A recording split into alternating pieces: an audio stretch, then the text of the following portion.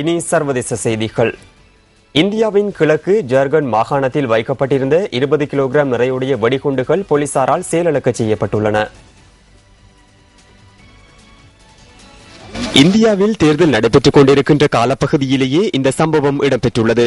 போலீசாருக்கு கிடைத்த தகவலின் பிரகாரம் இந்த குண்டு கண்டுபிடிக்கப்பட்டு பாதுகாப்பான இடத்தில் வெடிக்க வைக்கப்பட்டுள்ளதாக இந்திய ஊடகங்கள் செய்தி வெளியிட்டுள்ளன. 20 கிலோகிராம் நிறையுடைய குண்டை மாவோவாத குழுவினர் பொகோரோ பகுதியில் வைத்துள்ளதாகவும் போலீஸ் உயர் அதிகாரி ஒருவர் தெரிவித்துள்ளார். இதேவேளை நேற்று இடம்பெற்ற குண்டு தாக்குதலில் 12 பேர் கொல்லப்பட்டமை குறிப்பிடத்தக்கது.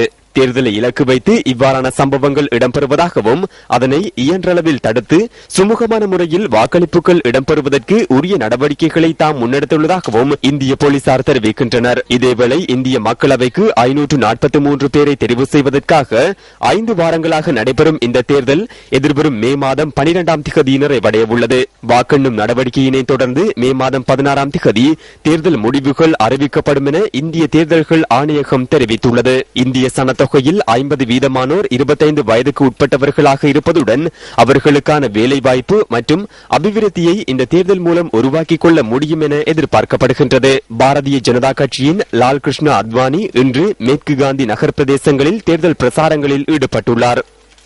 இதேவேளை தேர்தல் பிரசார நடவடிக்கையின் போது காங்கிரஸ் வேட்பாளர்களை ஆதரித்து சென்னை நுங்கம்பாக்கம் புஷ்பா நகரில் நேற்றிரவு நடந்த தேர்தல் பிரசார கூட்டத்தில் நிதியமைச்சர் ப சிதம்பரம் கலந்து கொண்டு கருத்து தெரிவித்தார். உங்கள் வாக்குக்கு ஒரு மதிப்பு இருக்க வேண்டும் என்றால் மத்திய அரசை அமைக்கக்கூடிய சக்தி உள்ள கட்சி ஏதாவது ஒரு கட்சிக்குத்தான் நீங்கள் வாக்களிக்க வேண்டும் ஒழிய திராவிட முன்னேற்ற கழகத்துக்கும் அண்ணா திராவிட முன்னேற்ற கழகத்துக்கும் கூட்டணி இல்லாமல் போட்டியிடுகின்ற இந்த 2 கட்சிகளுக்கும் இந்த தேர்தலிலே வாக்களித்து வாக்கை வீணாக்காதீர்கள் என்று உங்களை எல்லாம் இரு கரம் கூப்பி நான் கேட்டுக்கொள்கிறேன்.